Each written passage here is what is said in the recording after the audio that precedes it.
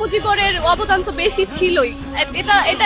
এটা সবাই জানে, কারণ উনি আমাদের জন্য অনেক কষ্ট করেছেন। উনি জেল খেটেছেন, উনি ওনার ফ্যামিলির সাথেও থাকতে পারেননি অনেক বছর, অনেক কষ্ট করেছে। একটা মানুষ যে এই দেশের জন্য, বাংলাদেশের জন্য এত যুদ্ধ করেছে আরেক দেশের বিরুদ্ধে, তাকে কি আমরা ভুলে যেতে পারি? না, শেখ মুজিবকে আমরা কিভাবে ভুলে যাব? উনি আমাদের ভালোবাসার মানুষ এবং থাকবেন সবসময়। যাই হোক, যত ঝামেলা হয়ে যাক, দেশের জন্য যারা লড়ে গেছেন তো তাদেরকে তো আমরা ফেলে দিতে পারবো না।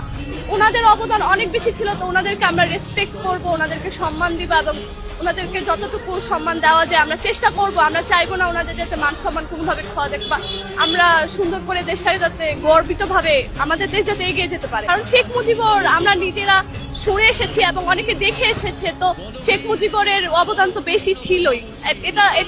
এটা সবাই জানে, কারণ উনি আমাদের জন্য অনেক কষ্ট করেছেন। উনি জেল খেটেছেন, উনি ওনার ফ্যামিলির সাথেও থাকতে পারেননি অনেক বছর, অনেক কষ্ট করেছে। একটা মানুষ যে এই দেশের জন্য, বাংলাদেশের জন্য এত যুদ্ধ করেছে আরেক দেশের বিরুদ্ধে, তাকে কি আমরা ভুলে যেতে পারি? না, শেখ মুজিবকে আমরা কিভাবে ভুলে যাব? উনি আমাদের ভালোবাসার মানুষ।